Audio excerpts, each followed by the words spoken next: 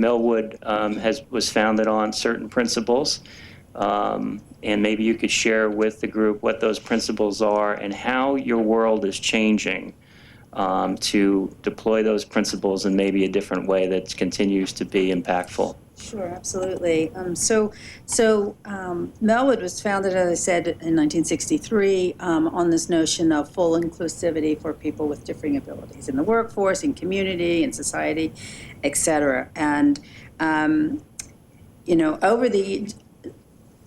let me just step back for a second and say that, I've been in the healthcare and social services business for 35 years, and the field is constantly changing. And one of the things that nonprofit agencies have, as does Melwood, is this whole sense of purpose. And we have to reevaluate our purpose as the field changes, as the world changes, and constantly innovate to meet the needs of the people that our mission calls us to serve. And so that means, we're focused on innovation, we're focused on social good, we're focused on inclusion, and how does that show up in the service lines of products that we provide? For Melwood, we moved from employment focus to programming focus. At one point, we had sheltered workshops, which was the thing in a lot of years in the 60s, 70s, and some of the 80s. But as I said, there's an awful lot. As the world changes, people were moved from institutions to the community, but they were still somewhat segregated. And then they were moved from segregation in the education arena.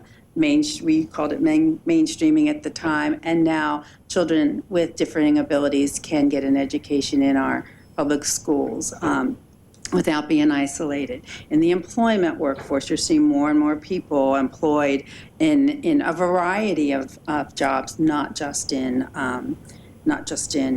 sheltered workshop kinds of work. And so, we see disruption a lot in our field. That's sort of what we do. In fact, every 4 years, every time there's an election, the funding changes, the purpose changes, the perspective changes, and we have to sort of react to that as well. But at the end of the day, if we're focused on our mission and our purpose for existing and looking at our customers, that external focus, what is that really, how can we best serve the people that our mission calls us to serve? And for us, it is, as I said, about a world where people with differing abilities are fully included. That calls us to think creatively about what is that going to look like in the next 10 years? What is that going to mean? And going through the processes, somewhat as John described as, here's a new idea.